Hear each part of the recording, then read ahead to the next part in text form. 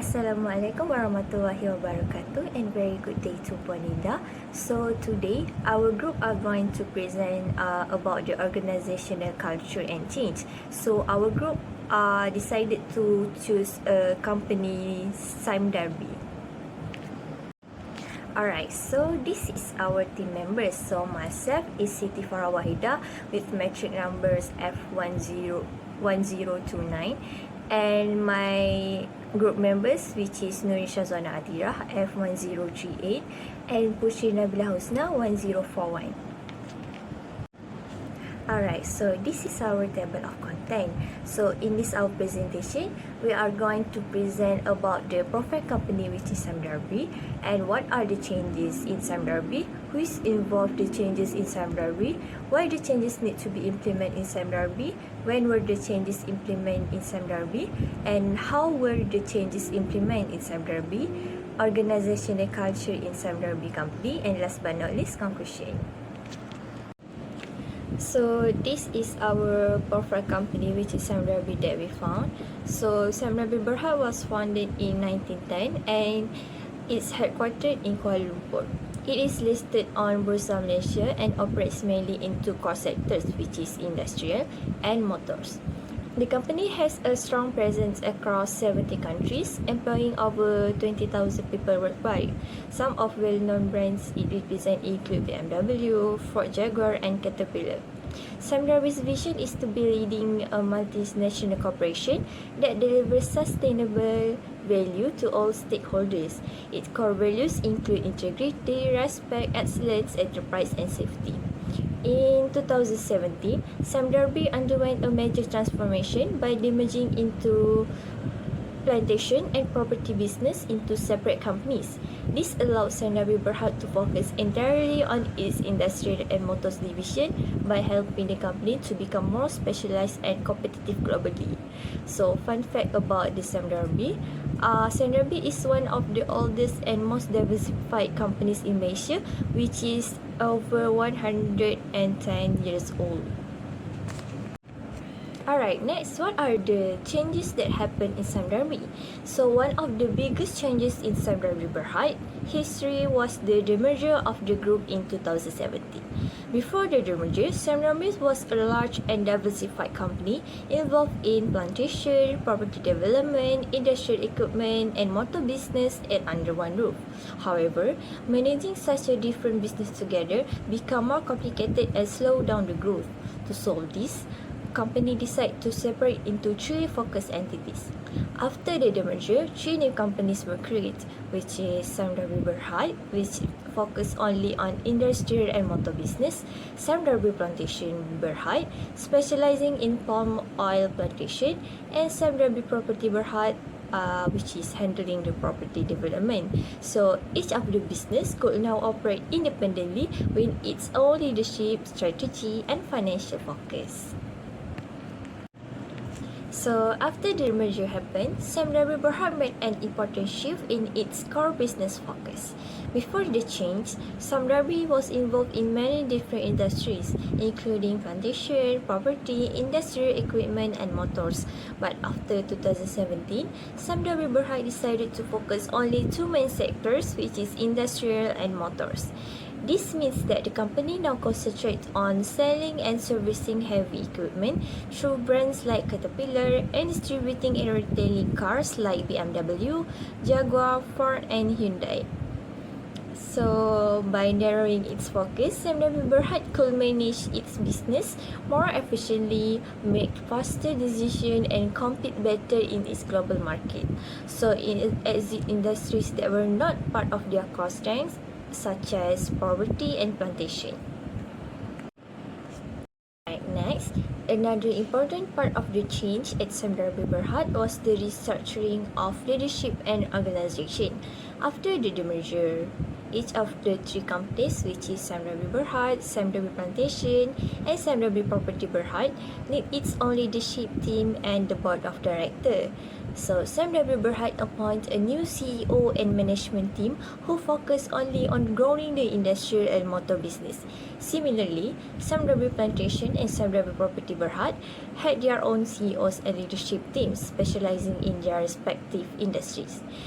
This restructuring allowed faster decision making, clever business strategies, and better accountability because each team is focused on their specific goals without distraction from the other industry. The organizational structure also become more simpler because it become more smaller with a few layers of management which help to improve efficiency and reduce costs. So employees were realigned into different companies based on the business units. Next, I'll be sharing about various groups who were involved in the changes within the organization.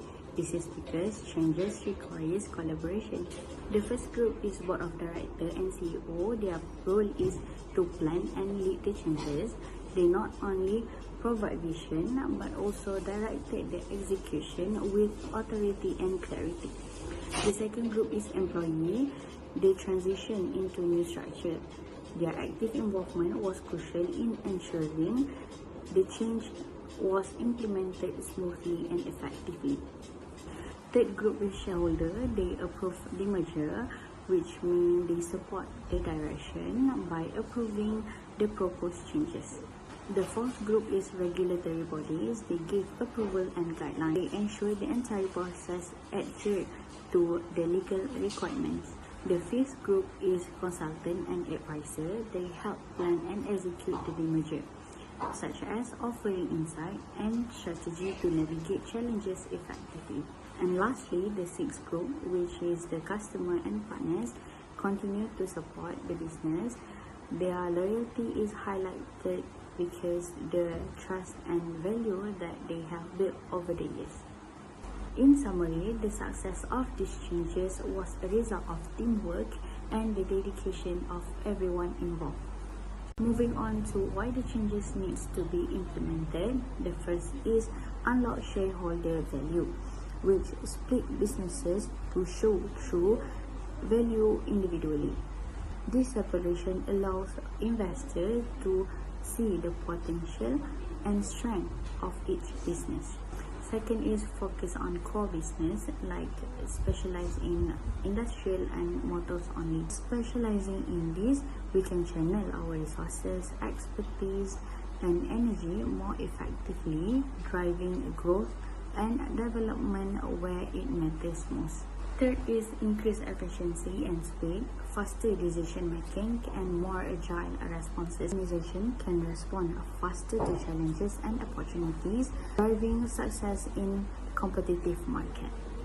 The fourth reason is compete better globally. Each company competes stronger in its own market, allowing them to develop effective strategy for competing in international market and driving global success. The fifth reason is simplify management, easier structure, lower cost, better leadership focus. This ensures smoother management operation for better overall efficiency. Lastly, the sixth reason, support long-term growth, separate growth path for each business. The separation position each business to pursue its own strategic direction, fostering innovation and adaptability while ensuring sustainable success in their respective industry. In summary, these changes are vital to unlocking potential, sharpening focus, and improving agility to remain competitive and deliver better value. When were the changes implemented? Starting off with in 2016, the planning stage, Sam Darby's top management started planning the demerger in early 2016. They conducted studies, consulted advisors, and prepared the restructuring strategy.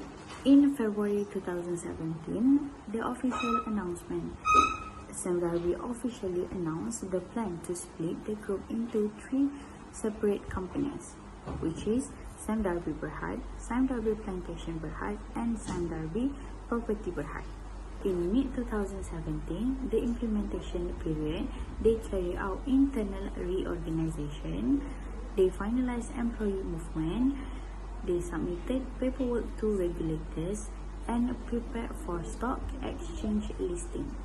At the end of 2017, the completion of the merger, Sime Darby Plantation and Sime Darby Property were successfully listed separately on Bursa Malaysia.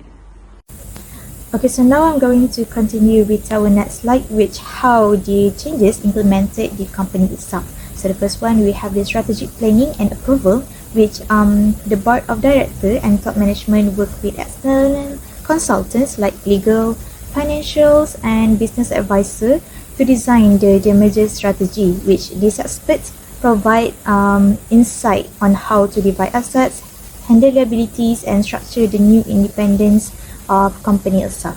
So internal studies were done to check the financial outcomes such as the profitability and cost, the operational challenge like workforce and adjustments, and the legal impact or the legal requirement, which the regulatory approvals and the new contract. So this kind of step that the company was show that the company was fully prepared and could minimize the risks during the transition. So shareholder approval was obtained through a formal extraordinary general meeting, which EGM. So this is kind of a formal meeting where the leadership team presented the restructuring plan. So shareholders reviewed the proposal, asked questions, and then vote to approve the measures, which they allowing the company to move forward with confidence and fully transparency. So the second one, we have the legal and corporate restructuring, which the company reorganized its internal structures. So they transferred assets and liability and operation into 3 separate companies, which Sime Darby Berhad, the Industrials and Motors, Sime Darby Plantation Berhad, and the last one we have the Sime Darby Property Berhad.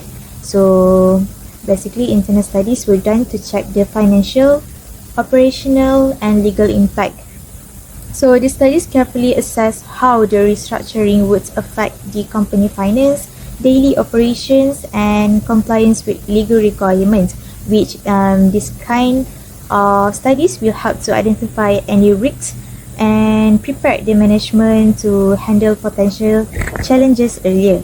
So as before, the shareholders' approval was obtained through a formal extraordinary general meeting (EGM), where the restructuring plan was explained in detail and approved. So after shareholder approval, Sime Darby had to work with regulatory authorities, which they submit important legal and financial documents to government agencies such as Bursa Malaysia and the Securities Commissions, which this step ensure that the mergers process complied with Malaysia's laws and the new companies could be officially listed on the stock exchange.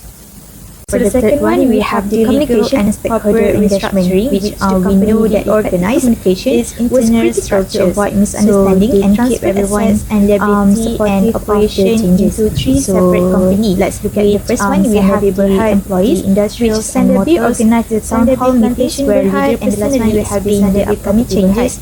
So answer questions and address concerns. The financial, regulators letter will also send out to update employees. So the studies carefully assess how the restructuring would affect the company finance, daily operations, and compliance with legal requirements, which this kind. So the second one, we have the help to identify any risks, company arrange special investor management and public handle potential challenges, reassure shareholders that the measures would enhance company value. The shareholders' approval was obtained through a formal extraordinary general customer and supplier, which where engaged directly with customers and suppliers to explain how the changes So after shareholder approval, Sime Darby had to work with regulatory communication, which they submit important legal and financial documents to government smoothly without disruption. Such as Bursa Malaysia and the Securities Commission of this communication was ensure that the minimize process complied with Malaysia's laws and the new companies could be officially for everyone to stock exchange. For the third one, so let's move on to our next slide, which the organizational culture at Sunderby. So the first one we have for the performance, which Sunderby encourage workers to set goals and work hard to achieve good result.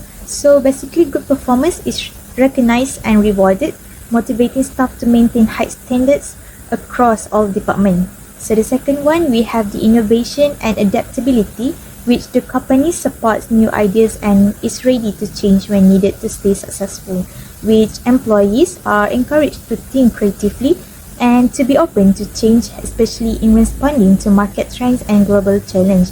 So this kind of mindset help Sunderby manage the restructuring smoothly and stay competitive. So next one, we have the inclusiveness and collaboration, which they respect everyone's differences and believing in working together as a team, which they believe that different perspectives strengthen teamwork, so they promote collaboration across departments, races, genders and experience. So respect and teamwork are essential values that guide how employees interact with each other. So the last one, we have the focus on sustainability, which Sunderby cares about protecting the environment and helping the community, which the company is committed and giving not just to making profit but also to protecting the environment and giving back to the community.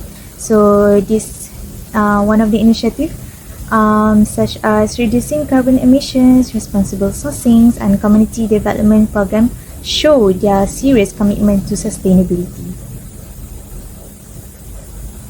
So let's move on to our next slide, which the organizational culture at Sunderby. So the first one, we have for the performance, which Sunderby encourage workers to set goals and work hard to achieve good results. So basically, good performance is recognized and rewarded, motivating staff to maintain high standards across all departments. So the second one, we have the innovation and adaptability, which the company supports new ideas and is ready to change when needed to stay successful, which employees are encouraged to think creatively and to be open to change, especially in responding to market trends and global challenge. So this kind of mindset helps Sunderby manage the restructuring smoothly and stay competitive. So next one, we have the inclusiveness and collaboration, which they respect everyone's differences and believing in working together as a team, which they believe that different perspectives strengthen teamwork, so they promote collaboration across departments, races, genders and experience. So respect and teamwork are essential values that guide how employees interact with each other. So the last one, we have the focus on sustainability, which Sunderby cares about protecting the environment and helping the community, which the company is committed and giving not just to making profit but also to protecting the environment and giving back to the community. So the changes were needed. So this one of the initiatives such as reducing carbon emissions, responsible sourcing and community development program show their serious commitment to sustainability. Strong leaderships and clear communications